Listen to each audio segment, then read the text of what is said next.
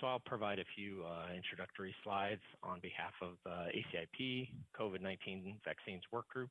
Next slide, please. This is a graph that we've seen and presented at several prior meetings.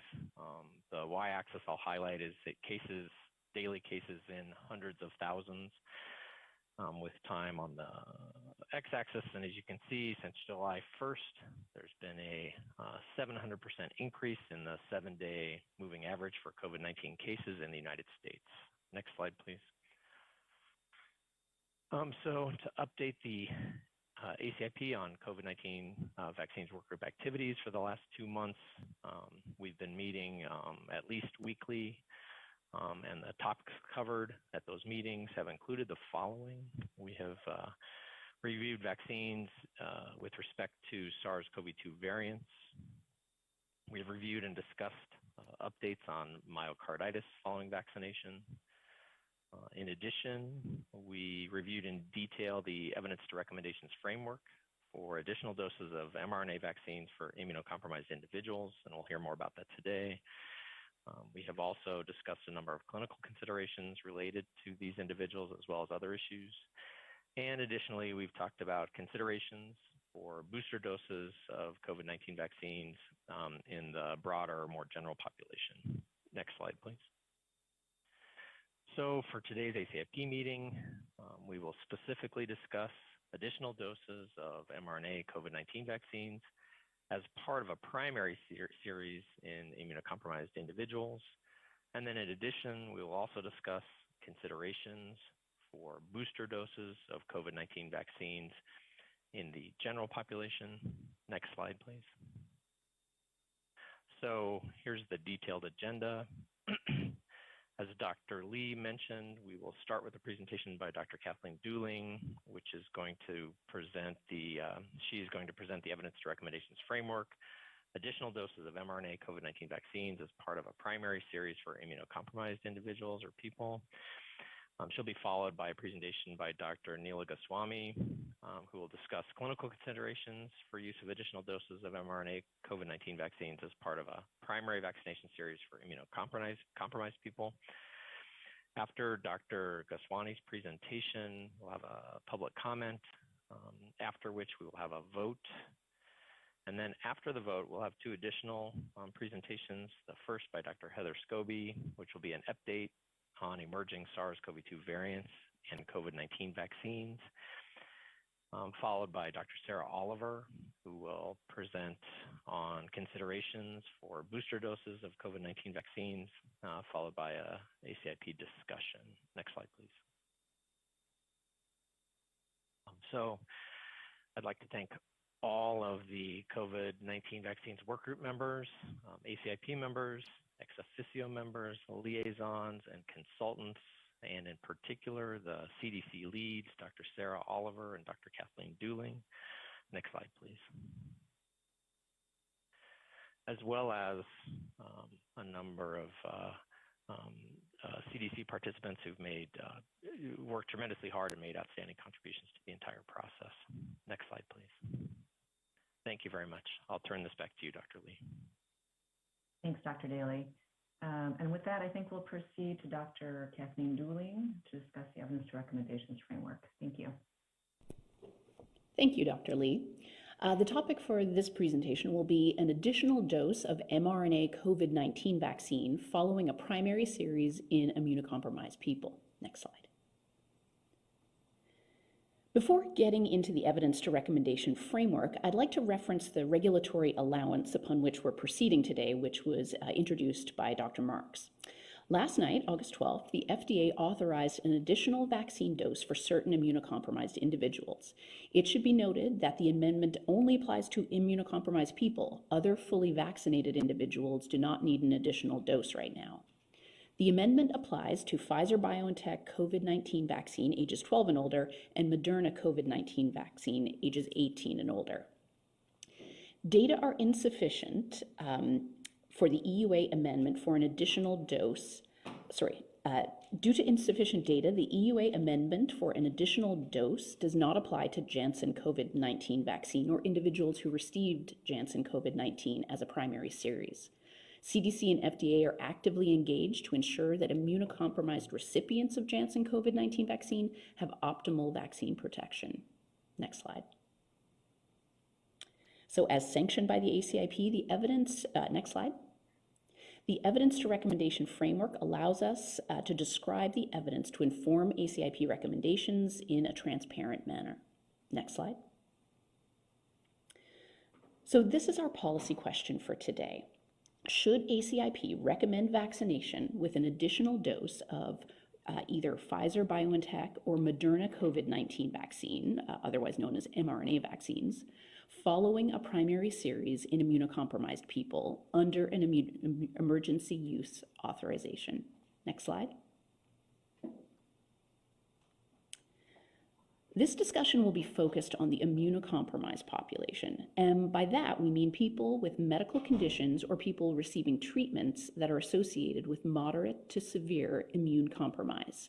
So that includes active or recent treatment for a solid tumor or hematologic malignancy, receipt of solid organ or recent hematopoietic stem cell transplants, severe primary immunodeficiency, advanced or untreated HIV infection, active treatment with high-dose corticosteroids, alkylating agents, metabolites, tumor necrosis blockers, and other biologic agents that are immunosuppressive or immunomodulatory.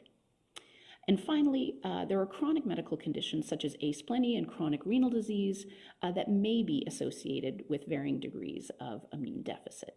Next slide.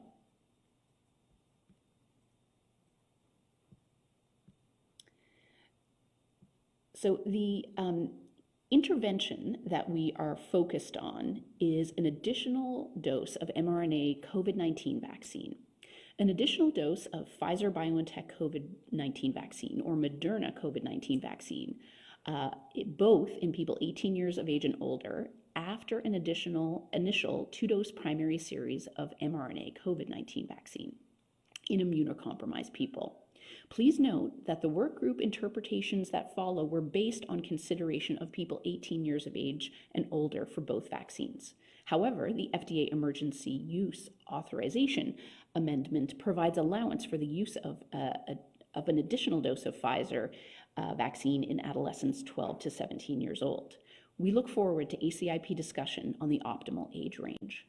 Next slide. Sorry, if you can go back a slide. I advanced too quickly. So attempts should be made to match the additional dose type of the mRNA primary series. However, if that is not feasible, a heterologous additional dose is permitted. The additional dose of mRNA COVID-19 vaccine should be administered at least 28 days after completion of the primary mRNA COVID-19 vaccine series. Next slide. So before proceeding with the ETR, I'd like to reiterate that any recommendation for an additional dose would not supplant the importance of infection prevention measures. Immunocompromised people should continue to wear a mask, stay 6 feet apart from others they don't live with, and avoid crowds and poorly ventilated indoor spaces until advised otherwise by their healthcare provider. And importantly, close contacts of immunocompromised people are strongly encouraged to be vaccinated against COVID-19. Next slide. The evidence to recommendation framework domains and central questions are listed here. As we move through each domain, next slide, the public health problem refers to COVID-19 among immunocompromised people, and the intervention refers to an additional dose of mRNA COVID-19 vaccine in immunocompromised people who have already received a primary series of an mRNA COVID vaccine. Next slide. First, a description of the public health problem. Next slide. COVID-19 cases have been increasing since early July. As of August 9th, there have been over 35 million COVID-19 cases reported to CDC, with the most recent 7-day averages of over 100,000 cases per day. Next slide. Hospitalization rates, too, have been increasing since early July. Next slide. Deaths have also been increasing. The current 7-day moving average is over 600 deaths per day from COVID-19. Next slide.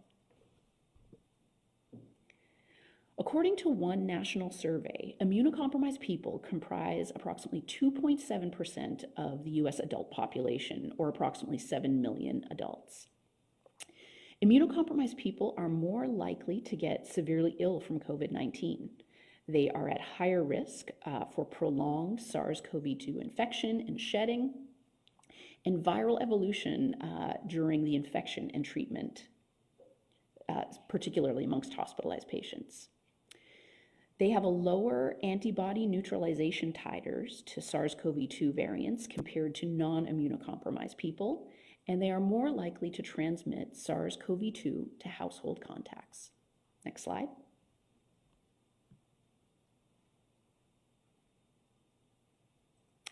Immunocompromised people are more likely to have breakthrough infection. In small studies of hospitalized breakthrough cases, 40 to 44% were deemed to be immunocompromised. Several observational studies have shown lower vaccine effectiveness, with VE estimates ranging from 59 to 72% among immunocompromised versus 90 to 94% among non-immunocompromised people after 2 doses of mRNA vaccine. Next slide. This graph is one we've presented before, and it's been updated since, but it shows the percentage of antibody response after 2 mRNA vaccine doses by different types of immunocompromising condition. Studies among people with cancer are shown in blue, with hematologic cancers shown in darker blue. The proportion with antibody response ranged from 45% to 95%, with lower responses seen among people with hematologic cancers. Studies of people on hemodialysis are shown in green and ranged from 71% to 98% response following 2 doses. Studies of people with solid organ transplant had the largest deficits in antibody response, ranging from 0 to 79%. Studies of people with treated for autoimmune or inflammatory disorders ranged from 40% to 94% response to an mRNA primary series. By comparison, healthy controls, where they were included in these studies, ranged from 95 to 100% of vaccine response. Almost all studies that assessed response after the first and second doses demonstrated a less robust response after only 1 dose. Next slide. Several countries, including France, UK, Israel, and Germany, are considering or have announced plans for the use of an additional dose in immunocompromised people. Next slide. Based on review of this data, the work group felt that yes, COVID disease among immunocompromised people is of public health importance. Next slide. Moving on to benefits and harms. Next slide. We will aim to answer this question, how substantial are the desirable anticipated effects? Next slide. And how substantial are the anticipated undesirable effects? Next slide. And ultimately, if the desirable effects outweigh the undesirable effects. Next slide. Earlier this week, the first randomized trial of 3rd dose of mRNA vaccine in transplant recipients was published. This study randomized 120 vaccinated people to either a 3rd dose of Moderna vaccine or placebo. The primary outcome was a receptor binding domain antibody level of at least 100 units per mil at 1 month post-dose 3. As you can see from the figures panels A and B, antibodies were higher in recipients of the 3rd dose of Moderna vaccine, with 55% of the vaccine group achieving the endpoint versus only 18% of the placebo group. Encouraging improvements in immune response were also observed for neutralizing antibodies and T cell function. Next slide. This slide shows 5 observational studies, 2 in recipients of solid organ transplants and 3 in patients on hemodialysis. The studies looked at the seropositivity after a 2nd dose of mRNA, which ranged from 20 to 89%, and then a 3rd dose of mRNA was administered. Among those who had no detectable antibody response to the initial mRNA vaccine primary series, 33 to 50% developed an antibody response to a third dose. Next slide.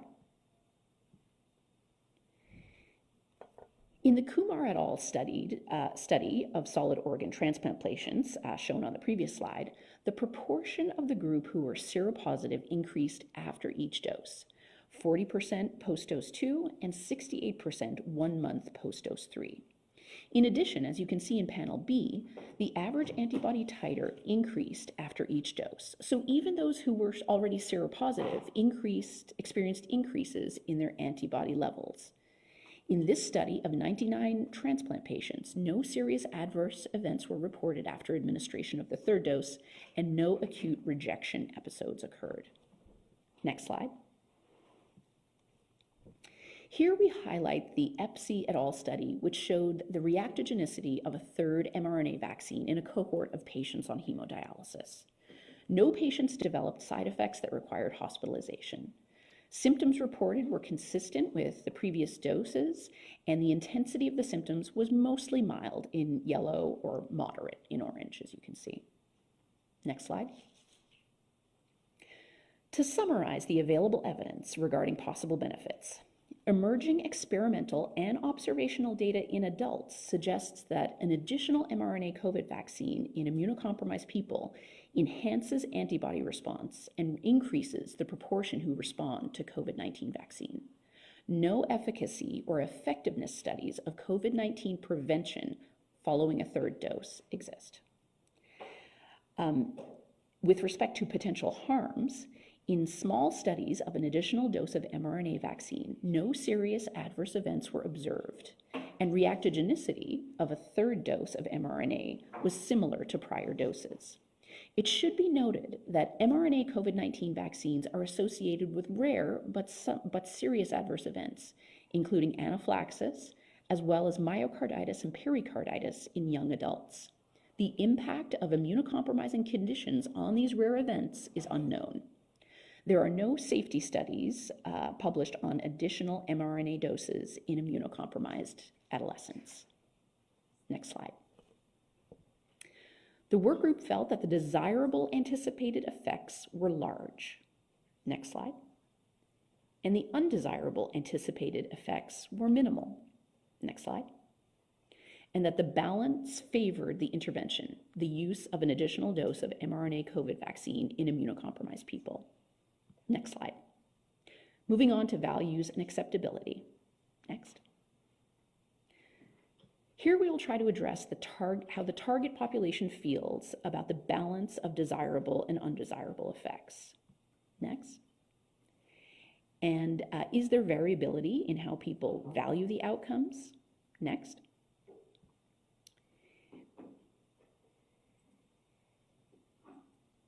And is an additional dose of mRNA COVID-19 vaccines acceptable to stakeholders? Next slide. First, let's look at the use of additional doses of COVID-19 vaccines in the general US population, a practice that is not currently recommended by ACIP. Approximately 140 million individuals completed a 2-dose primary series of either Moderna or Pfizer-BioNTech COVID-19 vaccine. Approximately 1.14 million people, that's less than 1%, received 1 or more additional COVID-19 vaccine doses. Approximately 12 million individuals received a 1-dose primary series of Janssen COVID-19 vaccine. And a little over 90,000 of them, also constituting about 1% of this population, received 1 or more additional doses of COVID-19 vaccines. Next slide, please. Now, to focus in on the immunocompromised population that we're considering here today, we can look to a large study that was conducted among individuals with cancer, autoimmune disease, and other conditions early in the COVID vaccine rollout. At that time, 81% were already vaccinated or intended to become vaccinated. 19% either said that they were unsure, probably wouldn't, or definitely wouldn't receive a COVID-19 vaccine. This was a higher intent to vaccinate than the general adult population. Factors associated with hesitancy among the recipients were younger age, female gender, Black, Pacific Island or Native American race or ethnicity, and less formal education, anti-vaccine sentiment, and distrust of the media. Next slide.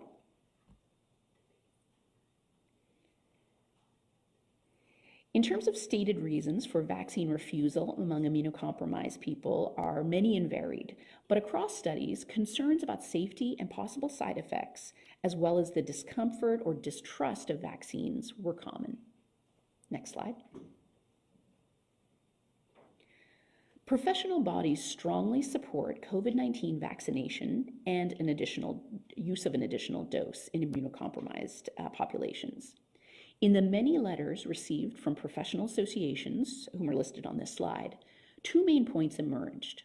They encouraged study of the safety and effectiveness and efficacy of an additional dose of COVID-19 vaccine in immunocompromised people, and they supported swift action on the part of ACIP to recommend use of an additional dose of COVID-19 vaccine in immunocompromised people.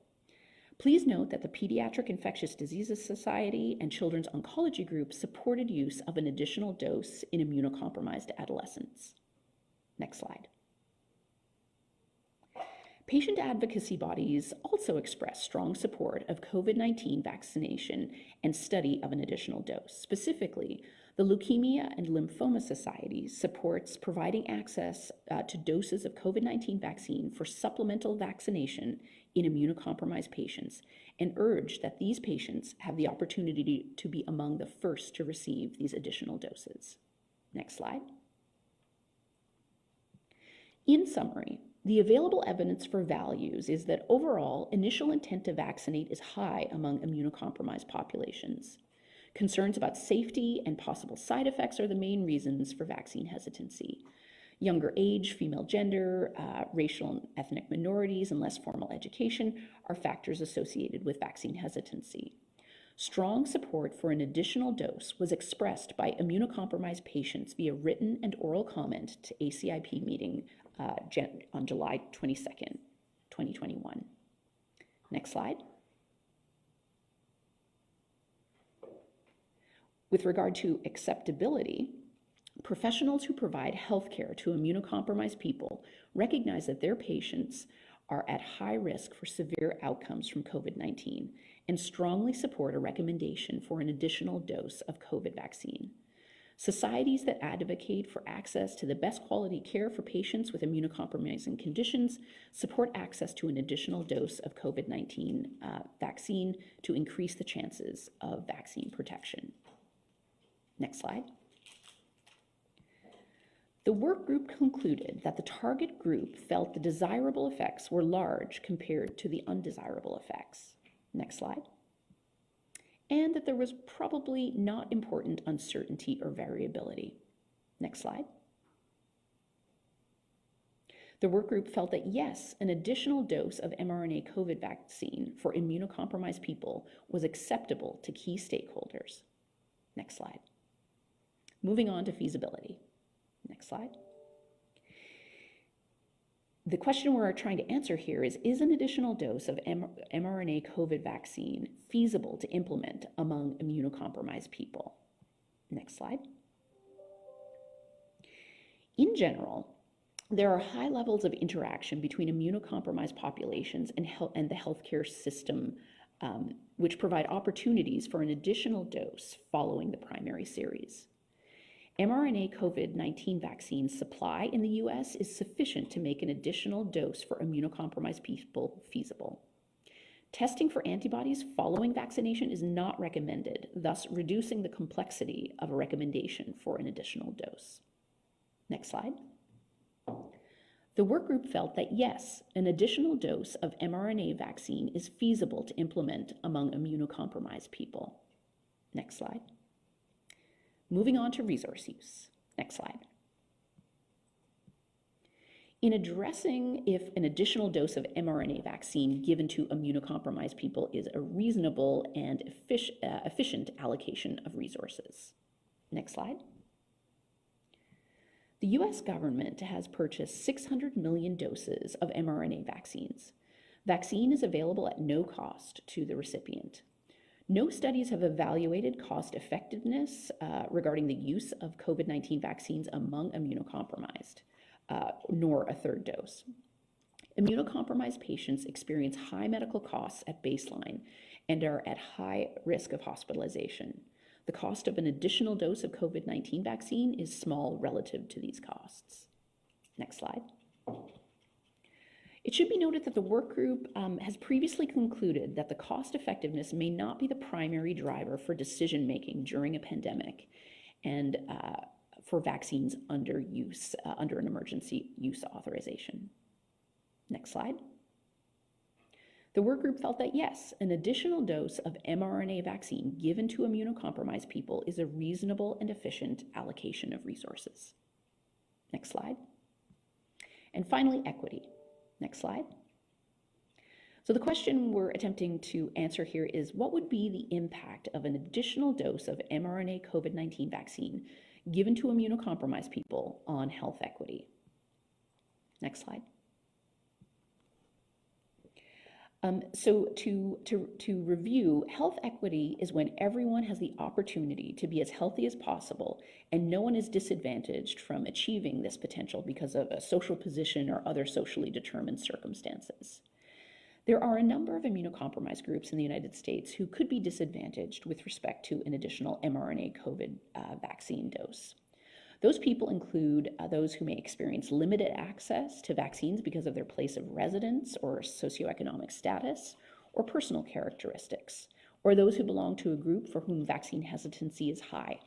In addition, for the time being, those who receive Janssen COVID vaccine will not be eligible for an additional dose of mRNA vaccine. Next slide. In the general US population, great strides have been made towards equitable uptake of COVID-19 vaccines, but there is still room for improvement. We may see similar patterns of uptake among immunocompromised people. Next slide. Equitable application of this intervention can be bolstered by a multi-pronged approach to ensure access. Making sure mRNA vaccines are available at primary care providers, specialist clinics serving immunocompromised patients, as well as FQHCs, rural health clinics, and community health centers, as well as hospitals and pharmacies. Next slide. The work group felt that an additional dose of mRNA COVID-19 vaccine given to immunocompromised people would probably have no impact on health equity. Next slide. So, in summary, next slide. This slide highlights all the workgroup judgments for each of the ETR domains. The workgroup concluded that a COVID-19 vaccine in immunocompromised people is an important, COVID-19 disease in immunocompromised people is an important public health problem. The anticipated desirable effects of an additional dose of mRNA vaccine are large and undesirable effects expected to be minimal, favoring the intervention. The certainty of the evidence was not formally graded. The workgroup felt that the target population valued the intervention and that the intervention was acceptable to stakeholders, feasible to implement, and a reasonable use of resources. The workgroup thought an additional dose of mRNA vaccine for immunocompromised people would probably not impact health equity. Next slide. Overall, most workgroup members felt that the desirable consequences clearly outweighed undesirable consequences in most settings. Next slide. After reviewing the totality of information presented in the evidence to recommendation framework, the workgroup discussed the type of recommendation to propose to ACIP. The options are: we do not recommend the intervention, we recommend the intervention for individuals based on shared clinical decision-making, or we recommend the intervention. Most workgroup members supported we recommend the intervention. Next slide. So to start the discussion today, we'd like to leave ACIP members with the following questions. Concerning the intervention, Does ACIP support the intervention of an additional dose of mRNA COVID-19 vaccine following a primary series in immunocompromised people? And second, the population. Balancing potential benefits and potential harms. What is the optimal lower age threshold for the additional dose intervention in immunocompromised people? Before I turn it over to the chair, next slide, please. I'd like to thank all of the people who have worked tirelessly to pull this presentation together and without whom it would not be possible. So let's go back to the previous slide. And with that, I'll turn it over to you, Dr. Lee. Thank you so much, Dr. Dooling, for that outstanding presentation. Before we take questions, and I appreciate our colleagues are putting their hands up in the chat, I just want to ask Dr. Sanchez, who's been able to join us, if he could state his name, affiliation, and any conflicts of interest. Thank you, Grace. This is Pablo Sanchez. I'm a professor of pediatrics in neonatology and pediatric infectious diseases at Nationwide Children's Hospital, the Ohio State University in Columbus. I have no conflicts. Thank you. Thank you. Terrific. Thank you so much. And I am going to now call on our ACIP members. And again, I'll just remind folks, if there is a response to an item on the table, please try and indicate so. We'll start with Dr. Alt. I had a question for Dr. Oliver about the background information. On slide 15, I know there's 63 studies there. On slide 15, is there any information about HIV mixed into those studies, any of those columns? I'm asking about the HIV positive population.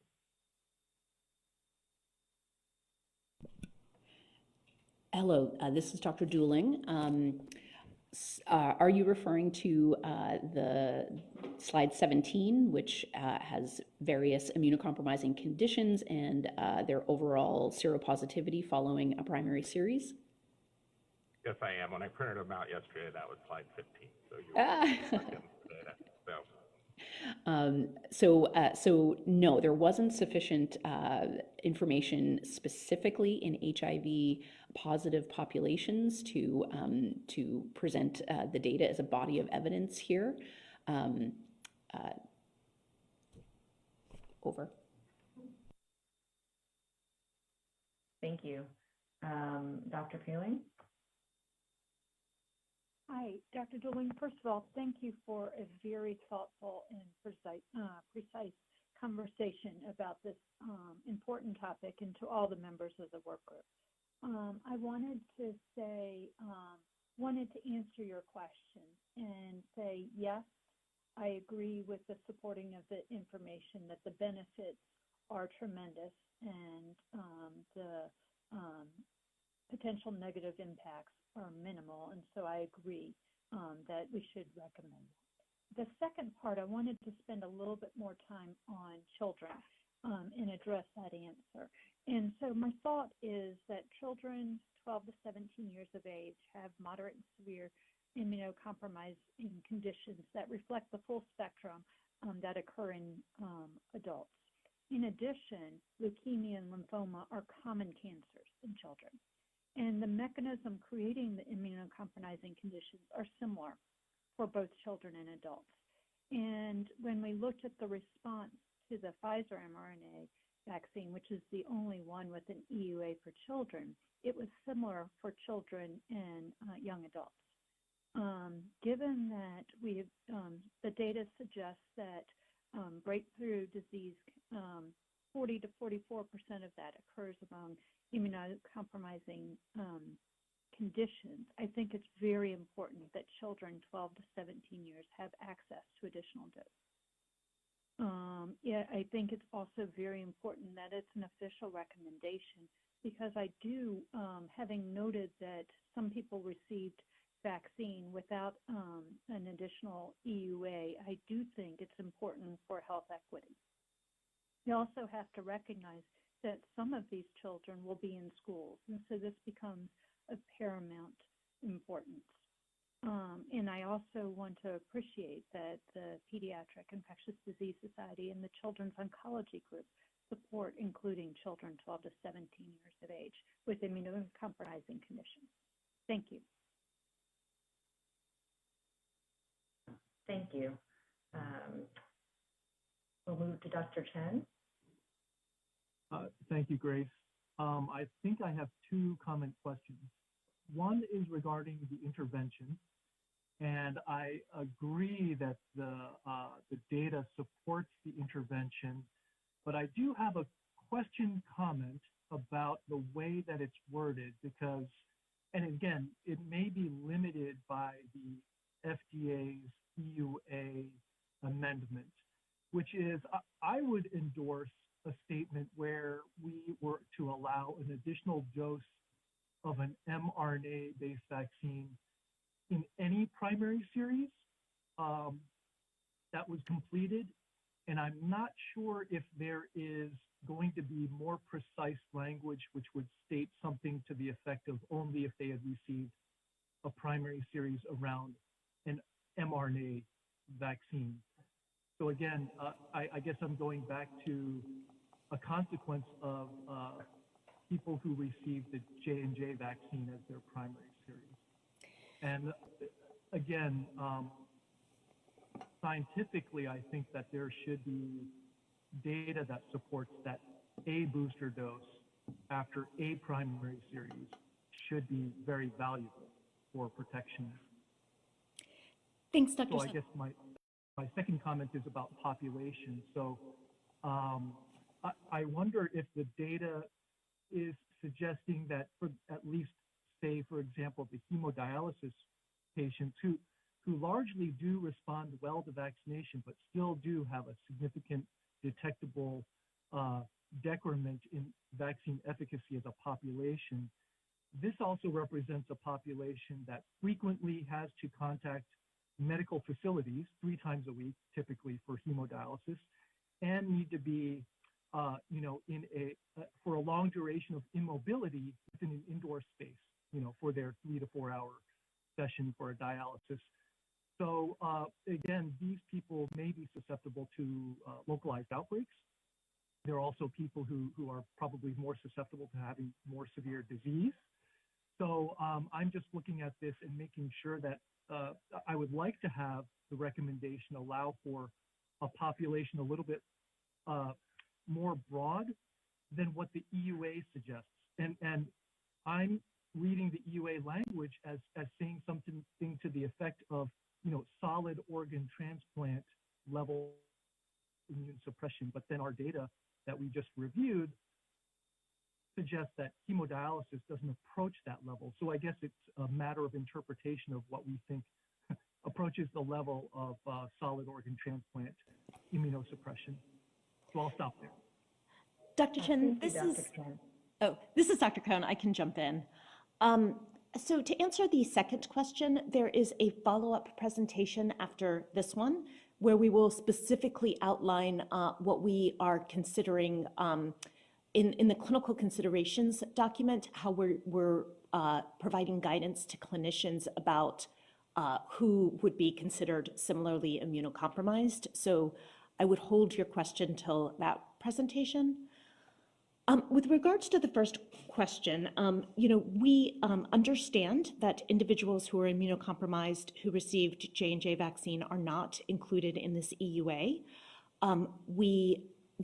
As Dr. Marks indicated at the beginning, there were not data to support inclusion of that population in the EUA, and we need to keep our recommendation boundaries within the considerations of use in order to ensure that these vaccines are being implemented appropriately under the EUA. However, we absolutely understand that this is an important issue that needs to be addressed. We're working to address that population. And I also just want to remind everyone that given the way that these vaccines rolled out and when this population was eligible for vaccination, J&J vaccines have compromised many fewer doses overall. Only 12 million people have been vaccinated compared to 149 million with the mRNA vaccines.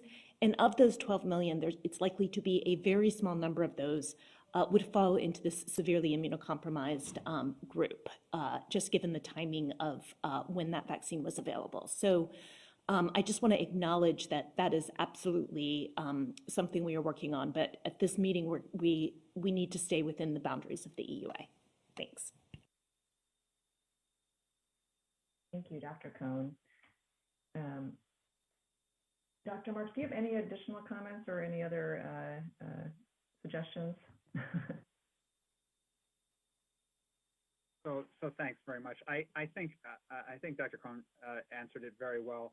We do understand the challenges here, and because of that, we will continue to work very diligently to try to have solutions. We had to do what we're doing based on the data that we have in hand, and so that's why we are where we are. We think that at least there is a solution here for the very large majority of immunocompromised individuals, and we believe that we'll probably have a solution for the remainder in the not too distant future.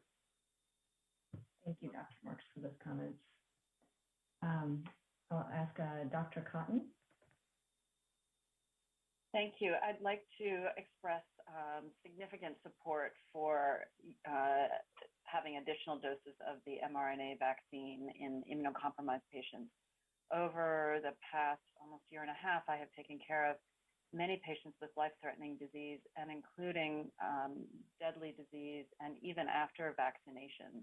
And pretty much every week, I have known of patients who are immunocompromised and in the hospital.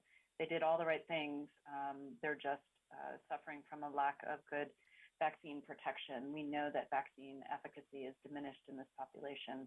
And thanks to our colleagues in Canada and in France, we have good data showing improved vaccine immunogenicity. It's somewhat unfortunate that we weren't, because of the EUA, able to do such studies in the United States because it's very hard to muster a research response given the issues regarding a need for an IND.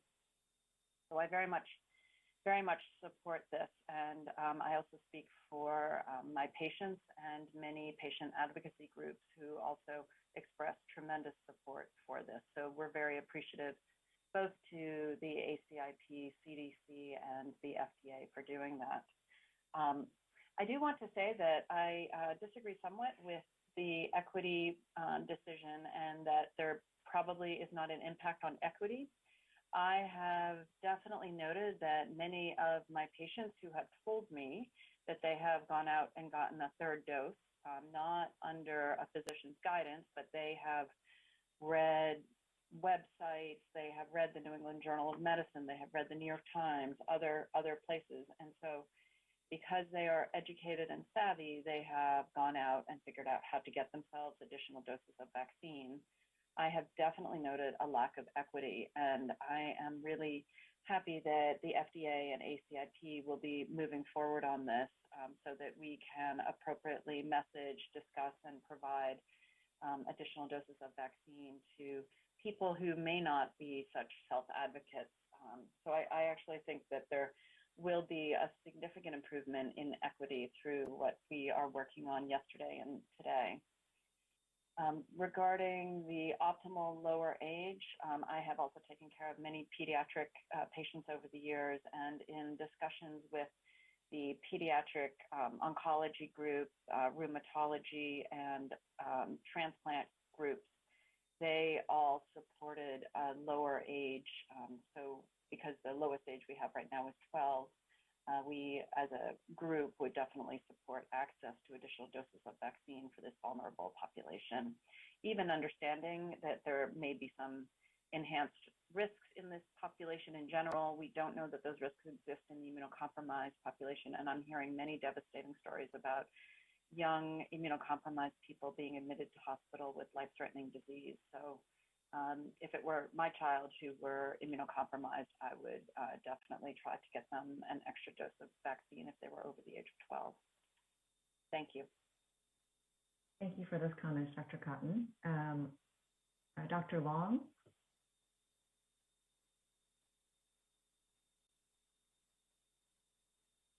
Dr. Long, I see your hand raised. Would you like to make a comment or add to the discussion?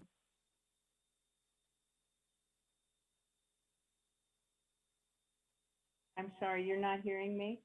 We hear we you hear now. you now. Thank you. I'm sorry. I'm in the boonies in New Hampshire in front of a gorgeous lake. So, can you hear me now? Yes, we can hear you. Thank you. Okay, great.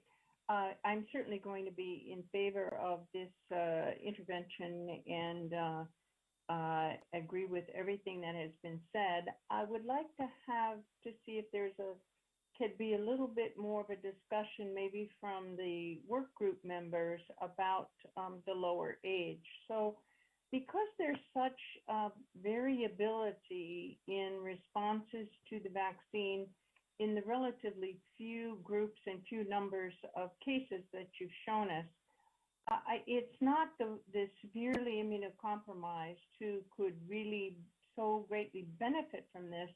I'm not worried about them. I'm a little bit more concerned about potential harm for those younger children, 12 through 17, who have in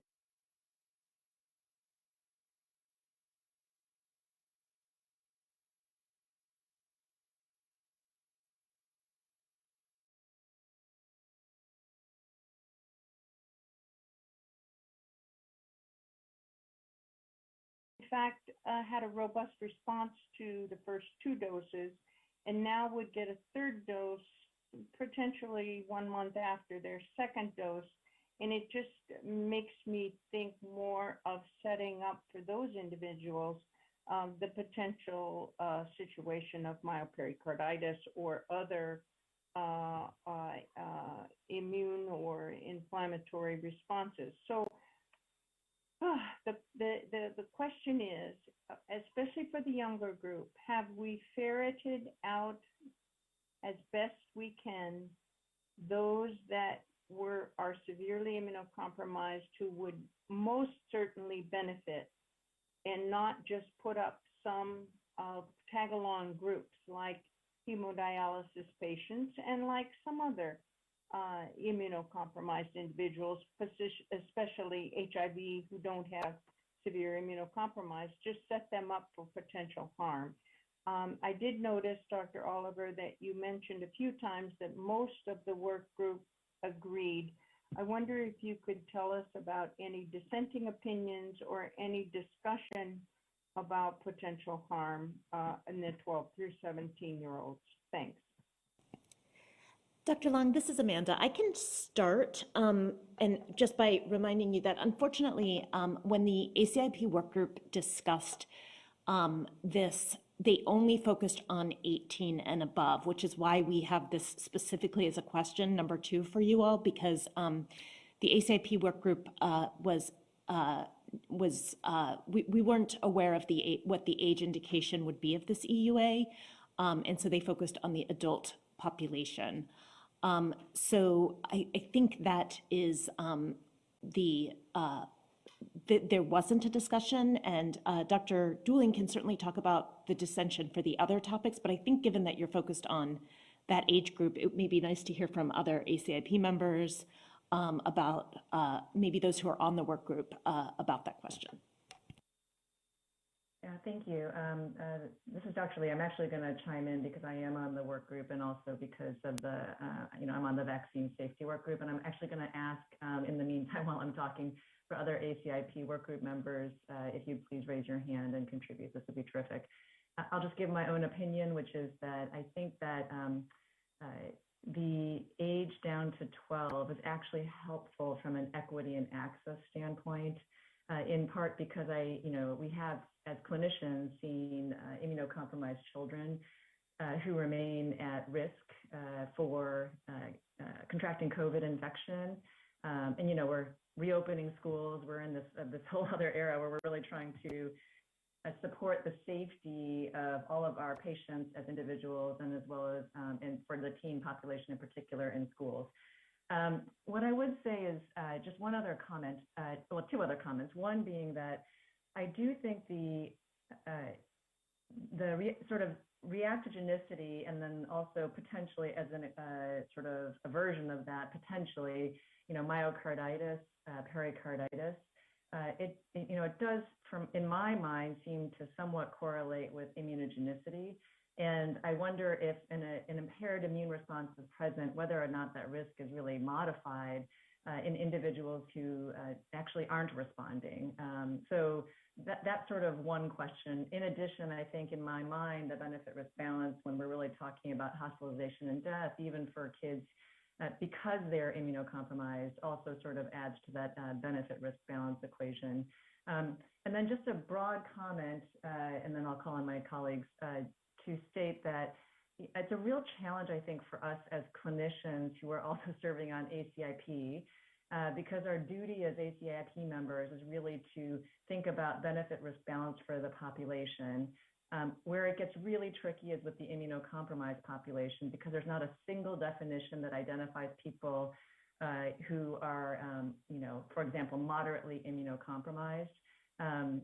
So as an ACIP body, our responsibility is to follow the regulatory authorities in terms of what we're allowed to do, and also think about population. But I also encourage us as an ACIP body and as clinicians to really talk about patients and individuals, because I think as clinicians, we want to make sure that we are helping our patients understand the benefit risk balance, because it is very individualized in immunocompromised patients.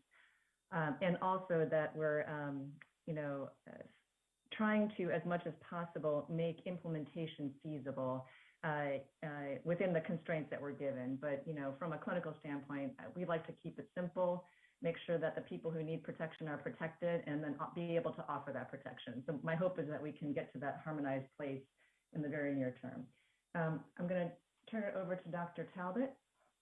Any comments you'd like to make? Yeah, I agree with everything you say, and I think the main question is, what about the rare adverse events like myocarditis when we're giving a third dose? There's very little data, and so I think that needs to be kept in mind when adding the 12 to 17-year-olds. I do think my only concern about adding a third dose for the immunocompromised is the impression that our immunocompromised population will then be safe. I think the reality is they'll be safer, but still at an incredibly high risk for severe disease and death. And so I think there needs to be a fair amount of counseling and education that goes into this effort. That a third dose will likely improve some of the immune responses, but we will still have a population at high risk. And we need to remind them of that. And we need to remind everyone that they spend any time with to be vaccinated to protect them. Thank you. Thanks, Dr. Talbot. Any other comments or questions from ACIP work group members or the ACIP on this particular topic? Ms. McNally? Yes, Dr. Lee, I was hoping that we could hear from AAP on this issue. I'm also wondering if during the work group discussions, any pediatric cardiologists were part of those conversations. Thanks. Let me first turn it over to Dr. Dooling to answer the latter question. And then fortunately, I see Dr. Maldonado and Dr. O'Leary from AAP and PIDS have raised their hands, so we'll call on them next. Hello. Pediatric cardiologists have certainly been integral to work group discussions when discussing the myocarditis, pericarditis issues, in fact, also presenting to ACIP. And for the context of this specific discussion on third dose, there were no additional cardiologist subject matter experts brought in. Thank you. Thank you, Dr. Dooling. Dr. Maldonado.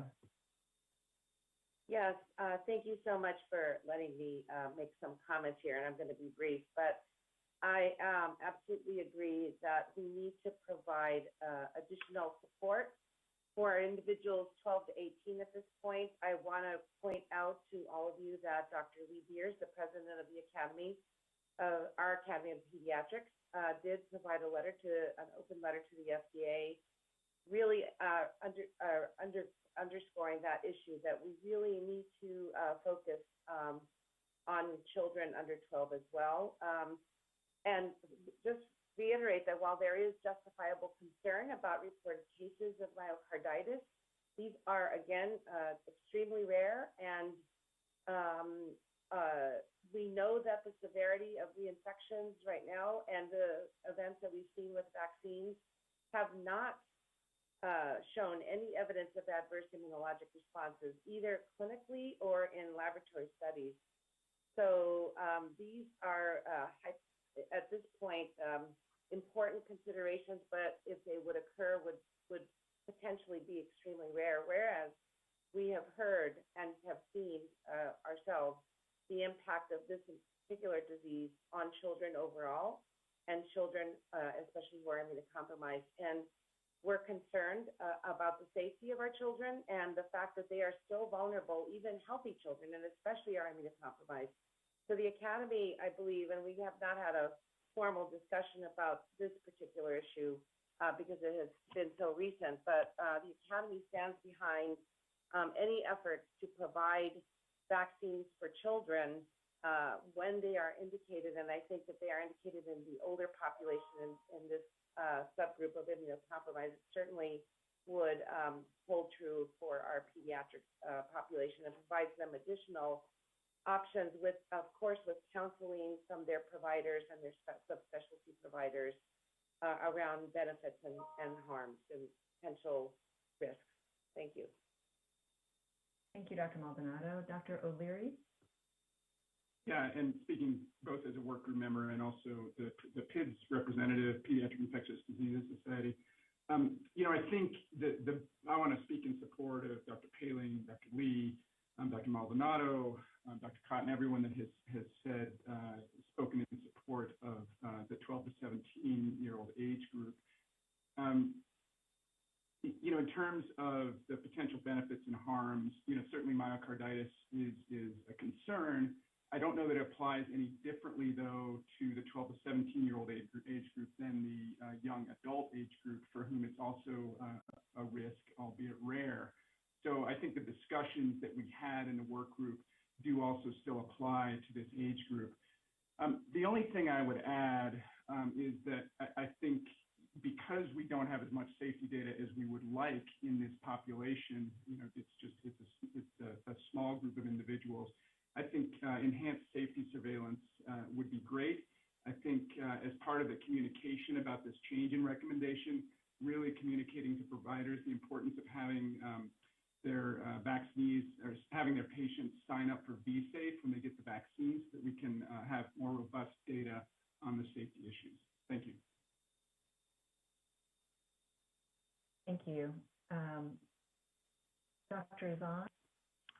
Great. Thank you, Dr. Lee. Just speaking on behalf of local public health, I think right now with the surge in Delta cases that's happening around the country, there are a lot of settings where COVID is difficult to address, but there's really no setting that's more difficult than the school setting.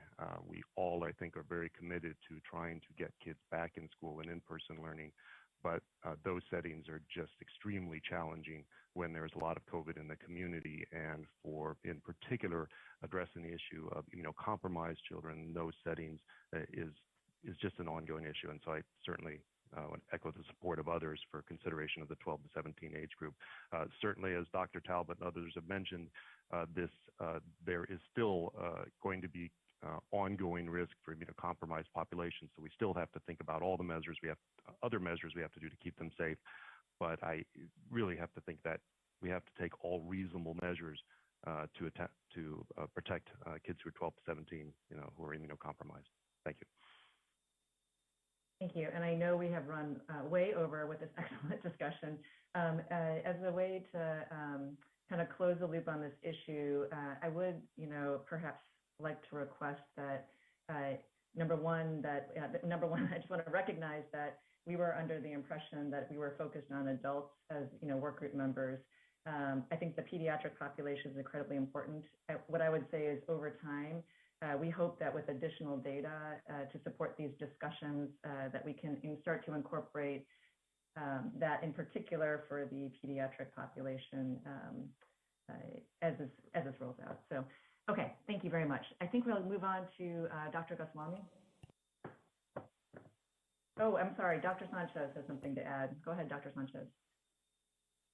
Thank you, Grace. I just also want to echo what the others have said in support of additional doses of the messenger RNA vaccines.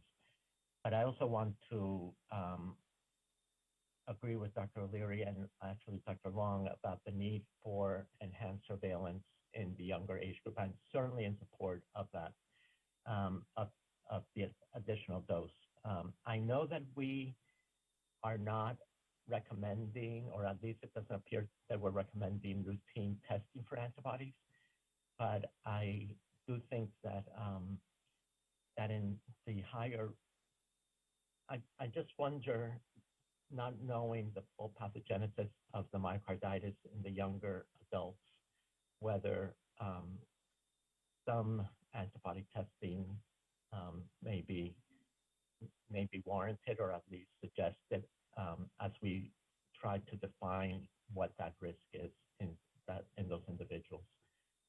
Because, and I know that we don't have a level of antibody that we know to be protective, but if they have responded to 2 doses, and again, these individuals are seeking medical care. It's not the, so I just wonder whether in some of these individuals, maybe antibody testing also may be at least an option, if not a suggestion for performing it.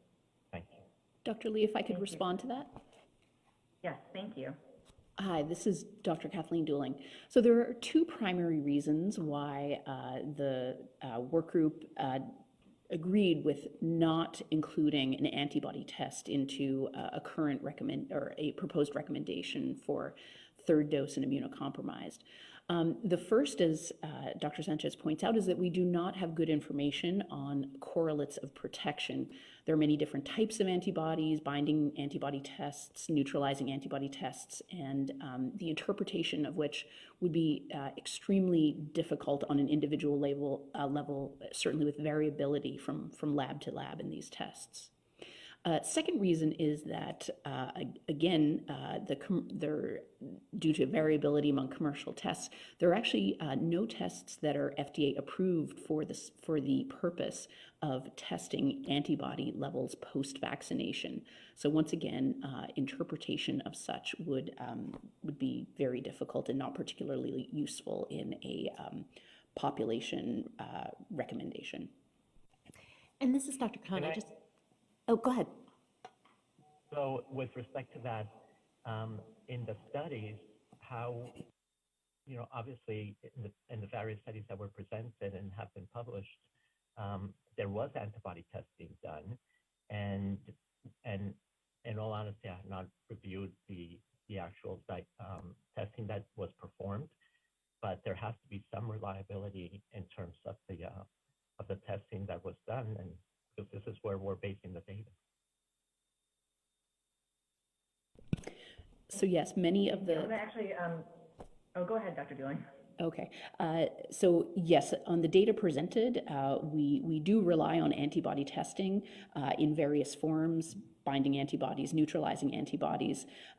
Usually studies do a number of these to try to fully characterize the immune response. And we do note a limitation of the data that we presented is that antibody measurement and thresholds do vary by study protocol with that variability between assays that I mentioned.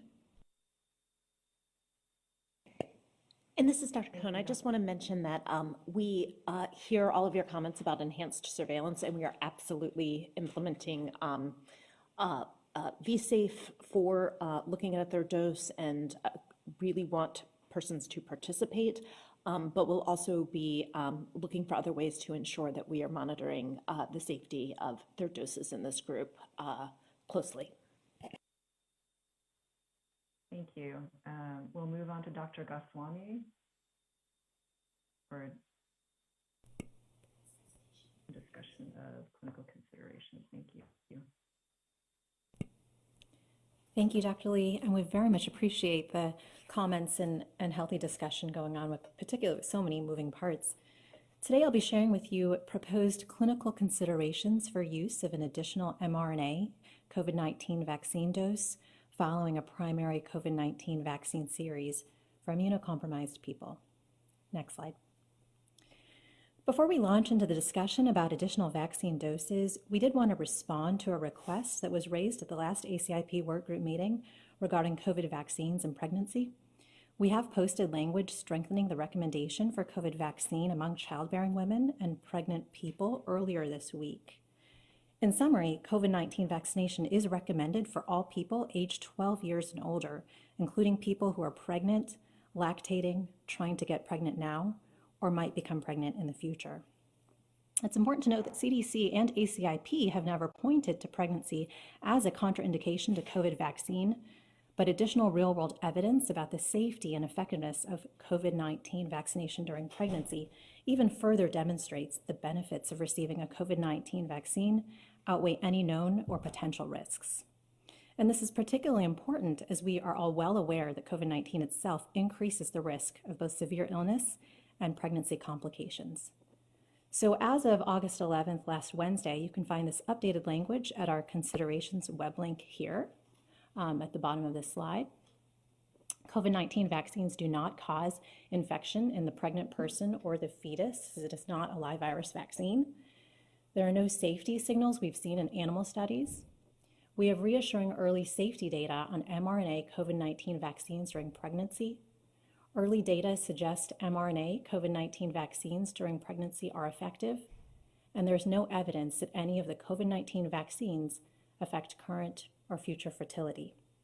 You can learn more about CDC's recommendation for COVID-19 vaccination in pregnancy at the CDC IDSA COVID-19 clinicians call, scheduled for tomorrow at 3 p.m. Eastern, and we've included that link at the bottom to register for that as well. Next slide. Moving along, we want to outline the process for the consideration of an additional dose of COVID-19 vaccine in immunocompromised people, which is being discussed today. As many of you know, the first step is data review to assess the safety, immunogenicity, and implementation features related to use of an additional dose of COVID-19 vaccine in this population, which Dr. Dooling just presented. Then there is regulatory allowance by FDA. At this point, FDA has issued an emergency use authorization or EUA amendment for both Pfizer, BioNTech, and Moderna COVID-19 vaccine that allows ACIP to make recommendations under an EUA. Once there's regulatory allowance, CDC or ACIP can have a clinical update with clinical considerations or recommendations for use. This presentation will review the proposed interim clinical considerations for use of an additional dose of mRNA COVID-19 vaccine in immunocompromised people. Next slide. To make sure we're all on the same page, it's important to keep in mind that there are two distinct potential ways an additional vaccine dose can be used. The first way, an additional dose can be used as after, but in association with a primary vaccine series. Administration of this additional dose is needed when the initial immune response following a primary vaccine series is likely to be insufficient. Now, contrast that with using an additional dose as a booster dose.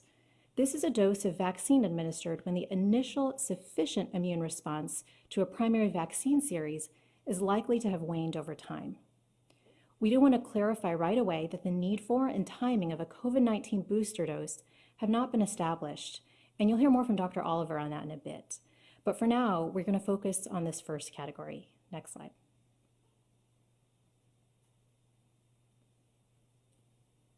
Next slide.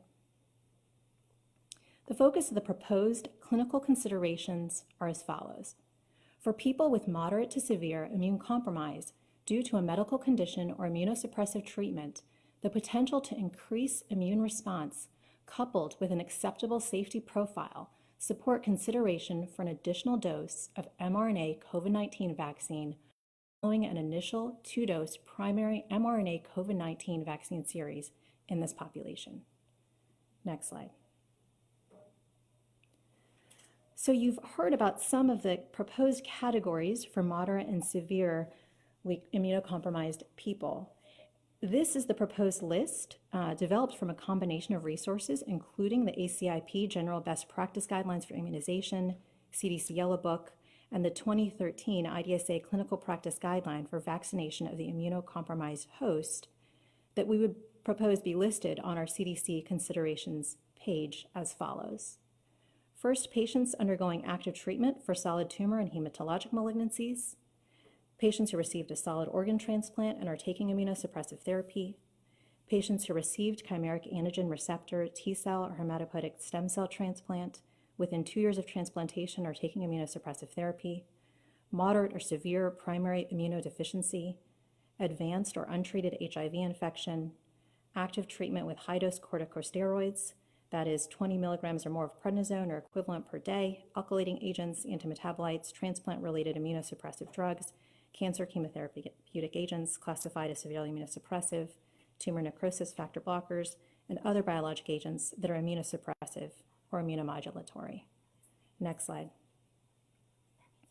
There are chronic medical conditions that may be associated with varying degrees of immune deficit that was specifically raised during some of these comments, and the patient's clinical team is best able to assess the degree of altered immunocompetence and optimal timing of vaccination, with specific attention paid to current or planned immunosuppressive therapies. Whenever possible, mRNA COVID-19 vaccination doses, including the primary series and additional dose, should be given at least 2 weeks before initiation of immunosuppressive therapies. Factors to consider in assessing the general level of immune competence of patients with chronic diseases include disease severity, duration, clinical stability, complications, comorbidities, and any potentially immune-suppressing treatment. We do want to highlight, as was discussed earlier, and is proposed wording we would put very clearly on our considerations page, that utility of serologic testing or cellular immune testing to assess immune response to vaccination and guide clinical care, such as in the need of assessing for need of an additional dose, has not been established and potentially would not be recommended at this time. Next page. Implementation considerations that additionally we would list. The additional dose should be the same mRNA vaccine as the primary series. Alternate mRNA product can be used if primary series product is not available. Until more data is available, the additional dose would be administered at least 28 days after completion of the initial primary series. Currently, there aren't data to support the use of an additional mRNA COVID-19 vaccine dose after a primary Janssen COVID-19 vaccine in immunocompromised people, but we would list on our site that FDA and CDC are actively working to provide guidance on this very important issue. Next slide. In response to ACIP feedback, we very much would plan to emphasize the importance of infection prevention measures, recognizing this additional layer of protection.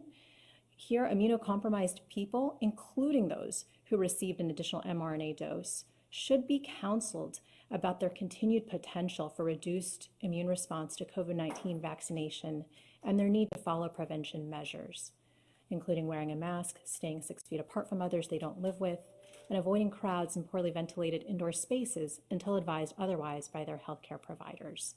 Close contacts of immunocompromised people should also be strongly encouraged to be vaccinated against COVID-19. Next slide. We would plan to put updates of CDC clinical resources regarding administration of the additional dose associated with the primary vaccine series for some immunocompromised patients that you'd be able to find at this web link. Next slide. With that, I'll close with acknowledgments to colleagues on our CDC COVID-19 Response Vaccine Task Force. Thank you. Thank you so much.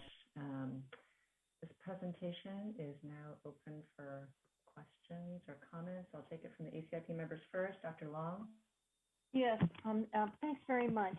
You introduced a new concept here that I hadn't thought about in the initial recommendation, and that is one of you were talking about chronic medical conditions. So the slide that had that on the top, chronic medical conditions, and then about 2 points later, there was in parenthesis, to consider giving dose 1, 2, and 3 before immunocompromised. Now, that's a totally different situation, in my opinion. And for instance, if you're preparing someone for a transplant, the transplants being those that are most likely to not respond adequately. I sure wouldn't want to do that. That's the one in which I'm with Dr. Sanchez. I want an antibody titer to tell me that someone meets a third, because it's almost certain that for those transplants, it's after the beginning of the anti-rejection medicine that patient becomes immunocompromised. So what led you to think about giving 3 doses in preparation for immune compromise?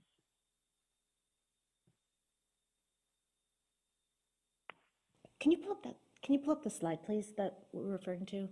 Sorry, Dr. Long, we're just, can Dr. Lee, do you mind going to the next question? We're trying to make sure that we address that. That's it. Yes, this is the slide. Mm-hmm. And it's the 3rd bullet. How about we give you, we go to Dr. Talbot, and then we'll come back to Dr. Long's question. Dr. Talbot? Yeah, I really thought this was well done. The only question that I have is timing of this 3rd dose. We have seen other countries have spaced out their 1st and 2nd doses and have had improved immune responses. And this makes sense immunologically. So I'm guessing I'm looking for some input, or should we consider some clinical guidance on when to give this 3rd dose? I would hate for someone to go 3 weeks after their 2nd Pfizer and get another Pfizer. Because I don't think that they will get the optimal response from that 3rd dose. We're not giving them the best chance to succeed. And so many of our previous vaccination time periods have been day 0, 1 month, and 6 months. And so should we consider at least giving some time between the 2nd and 3rd dose to allow for the best immunologic responses in these patients and giving them a better shot at reaching levels that would be protective? Hi, Dr. Talbot. This is Dr. Oliver. I'm going to take it because there was discussion going on regarding the last question in the room. So the EUA was written for at least 28 days or at least a month after the primary series. So that is what was incorporated here. We're happy to hear kind of additional considerations. I think 2 things, though, that I will point out. Some of these individuals, have had time elapsed since when they got their primary series.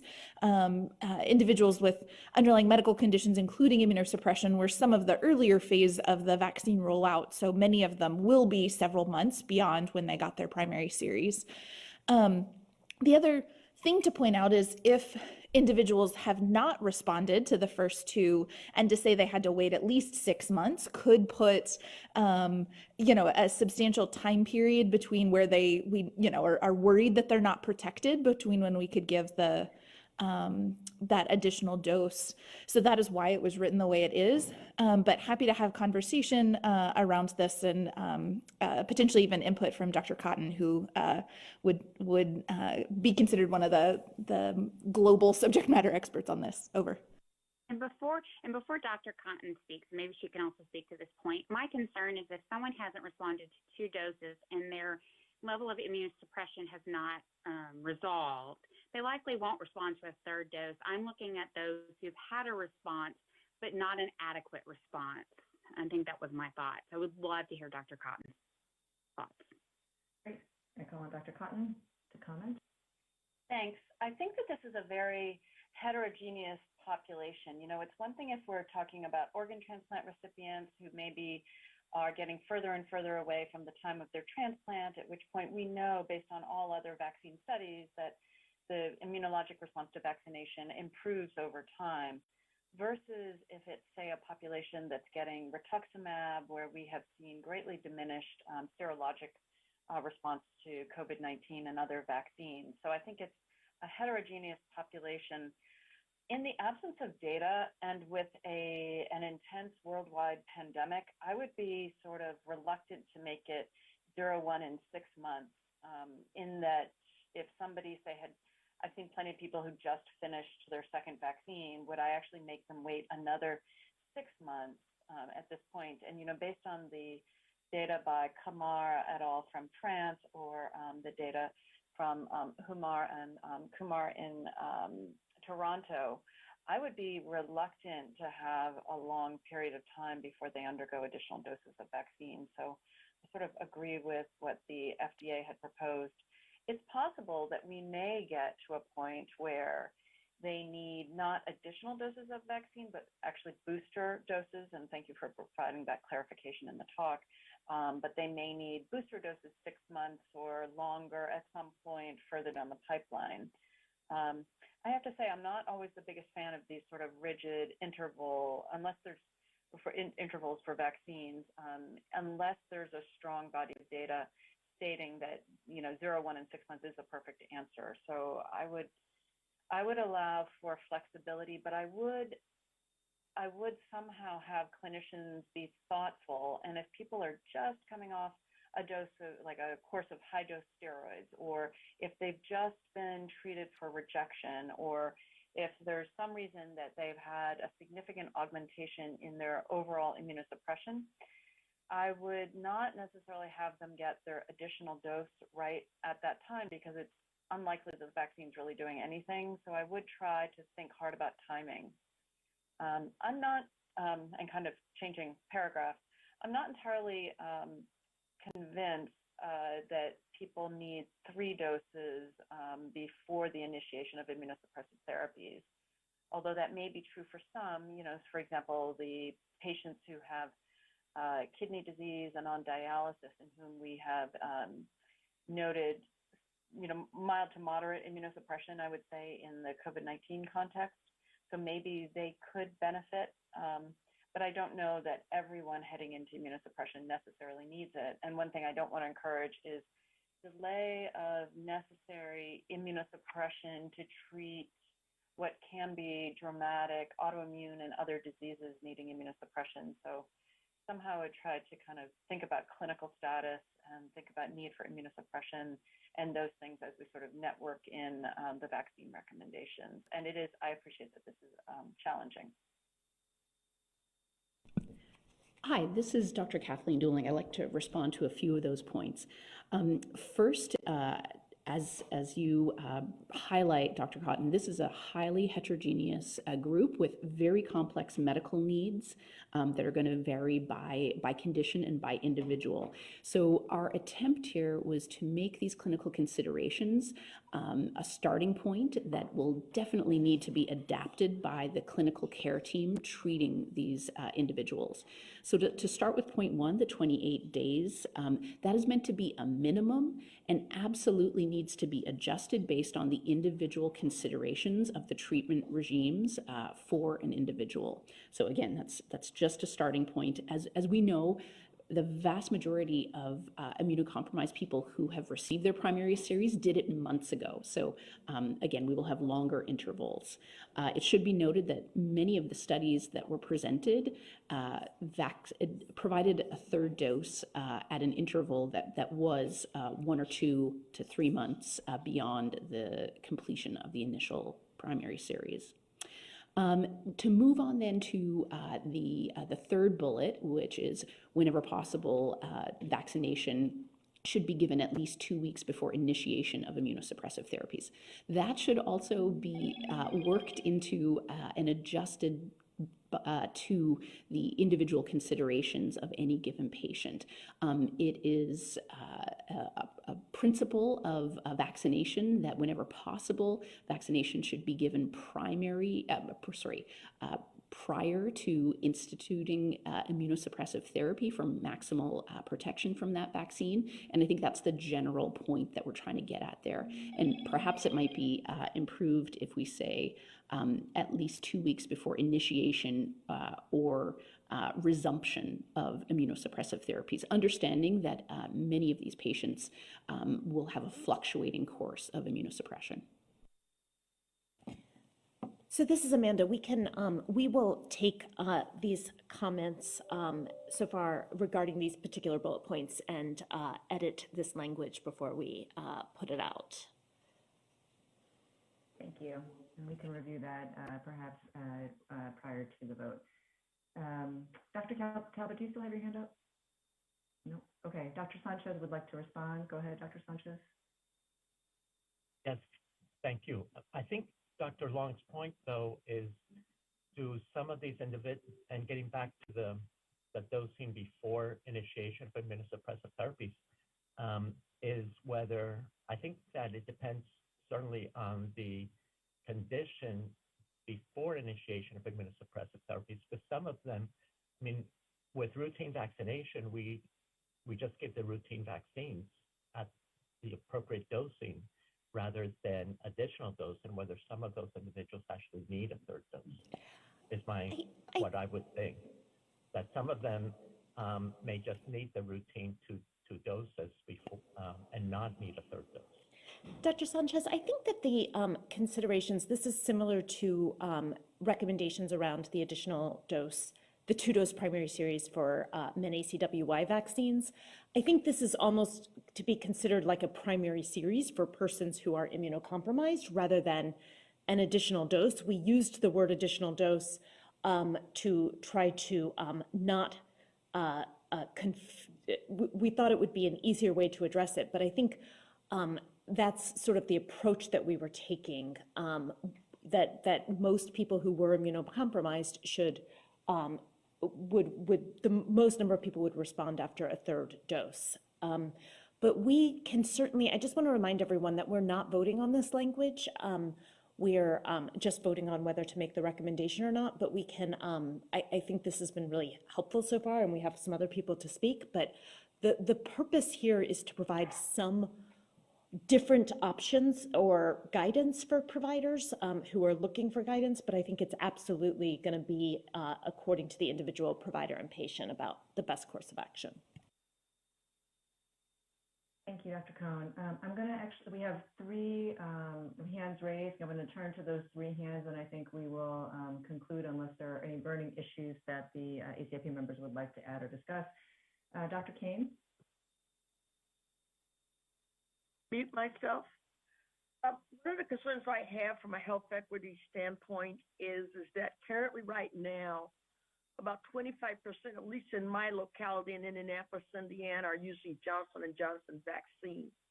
And although we're not going to make any recommendations related to this, if I'm having new people, because of vaccine hesitancy in our African-American population, our Latino population, if I'm doing a big push for vaccination and I have immunocompromised patients like sickle cell, HIV, chronic renal failure, which is disproportionately higher here, should we now be recommending that they receive a messenger RNA vaccine instead of the Johnson & Johnson?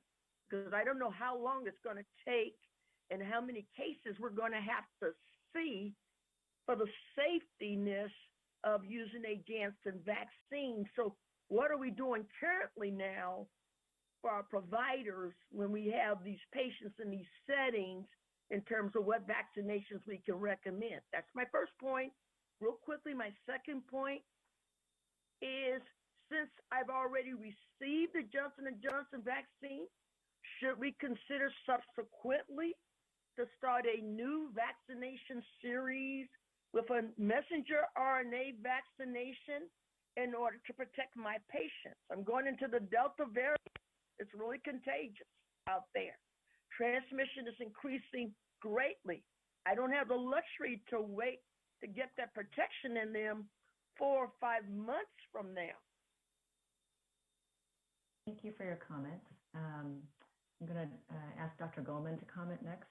Hey, thank you, Dr. Lee. I'll be very brief, and I do want to touch on a little different approach to the equity piece. Now, first, I do support giving an additional dose. I don't know how beneficial it will be in some of these patients who are immunocompromised, but in the clinical considerations, my concern is the operationalization of it in how patients are going to get the vaccine, in the sense of, will they be required to prove they are immunocompromised? Will they be asked to provide a letter? Or people going to game the system who just want a third dose? I'm already seeing it with patients after the FDA's announcement calling my office, wanting me to write them a letter to justify that they need a third dose when they are not immunocompromised. So I'm concerned that if localities will require some type of proof, and patients may not have access to physicians in the first place to even write letters that don't need to be written in the first place, that they're not going to get access to an additional dose that they may need. I don't know how to solve this problem, but I want to bring it to the committee's attention that these kind of issues are going on at the ground level, and that could promote and that could be a barrier to access to care in how localities operationalize giving out a third or an additional dose for the immunocompromised, and just to be cognizant of that. Over. Thank you. And I just want to just say out loud that we are acknowledging and processing all these comments. I just want to make sure we get to all of them. And then if our CDC colleagues would like to respond, we'll give them an opportunity. Dr. Freihofer? Sandra Freihofer, American Medical Association, speaking as a practicing physician. Thank you so much for this great discussion. I noticed a discrepancy between the population of immunocompromised people that was part of Dr. Dooling's presentation on slide 6 and the list of immunocompromised people on Dr. Goswami's presentation, also on slide 6. And it was they didn't, Dr. Goswami's list did not list patients with asplenia and chronic renal disease. I did note that on slide 7, that the second bullet mentioned the value of clinical evaluation, that the patient's clinical team is best able to assess the degree of altered immunocompetence. But I wanted to, was that an omission by choice, or was it just left off by accident? Thank you. Actually, since this is a clarification question, Dr. Dooling, would you be able to respond quickly, and then we can... Hi, this is Dr. Goswami. No, thanks for that question and the point of clarification. It was not an intentional point to make those discrepant. It was just in the interest of emphasizing that chronic medical conditions, while initially listed, could be perceived as a big bucket. It's important to keep in mind that, of course, individual patients need to be considered in terms of their level of immunocompetence. And whether it be for a dialysis patient or whether it be for someone with asplenia, those are certainly two examples, and there are many, many more. So as far as we're concerned, those are aligned, and that was just probably a typo or a logistics issue. Thank you so much for the clarification. Thank you, Ms. Howell. Yes, thank you. Just a couple of questions and a comment. For the advanced or untreated HIV, I'm wondering if CD4 counts will be used similar to what's used on the adult immunization schedule for live vaccines, if that's how it will be defined. And then looking at, on this slide, bullet number 4, I'm thinking about practically implementing this, and that could apply to a lot of people in a long-term care setting. And so I'm wondering if there were any consideration given for whether or not this EUA authorization then could just be for all long-term care residents, and if their level of immune competence is similar to people who have immunocompromising conditions. And then just trying to think about practically implementing this. I represent the Association of Immunization Managers, and communicating this to the public as much as possible, if there can be examples of chronic medical conditions so people are able to self-identify. It will be, as we know in the past, when we recommend vaccines for people with different conditions, it's much more difficult to communicate that, and people are going to have to self-identify. So we're going to have to be very clear in who is immunocompromised and who's not. And so if we're talking about chronic medical conditions, it would be helpful to have very specific examples that we can put out to the public. Thanks so much. This is Amanda. Do you mind if I respond, Dr. Lee? Go ahead, please. Okay, I think that we're recognizing now that that first bullet is probably confusing.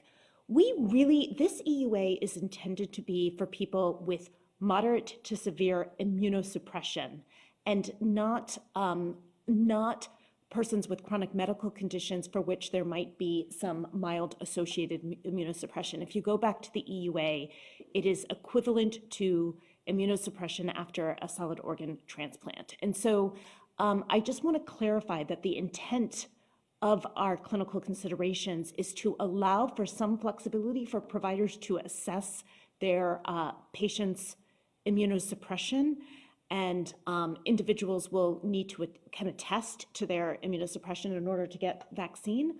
But the intent of this is to limit this to individuals for which are considered under the EUA to be moderate or severe. And so, for example, would not include long-term care facility residents or persons with diabetes, persons with heart disease. Those types of chronic medical conditions are not the intent here, and we can certainly revise this language to be more clear. Thank you. And I don't know if there's any other issues you'd like to address, but I just want to say that this discussion is exactly what is helpful to clarify and make sure that there is clarity on both the recommendations and the clinical considerations. So I thank all of our ACIP members and our liaisons and ex officio members for contributing to this. Dr. Cohn, is there anything else that your team would like to address? Hi, this is Dr. Dooling. I'd like to respond to a couple of the great points that were raised. Those regarding whether or not any kind of medical sign-off on immunocompromised eligibility will be required. This will not require that. This is a self-attesting. We are not recommending that either prescriptions or a physician sign-off be necessary for individuals to receive an additional dose of mRNA if they're immunocompromised. There were great points raised about new patients presenting for primary series vaccination and how to weigh the options of Janssen vaccine or mRNA vaccine. I think at this point, both are authorized under emergency use for immunocompromised persons, and it will probably warrant a discussion between patient and vaccinator whether the one dose of Janssen versus initial primary series followed by an additional dose of an mRNA vaccine is the right choice. So thank you for those great points. Thank you. And with that, I want to thank our presenters again, and I will ask that we will now recess until 5 after the hour for a short break, at which time we'll return to begin public comments. Thanks, everyone. All right.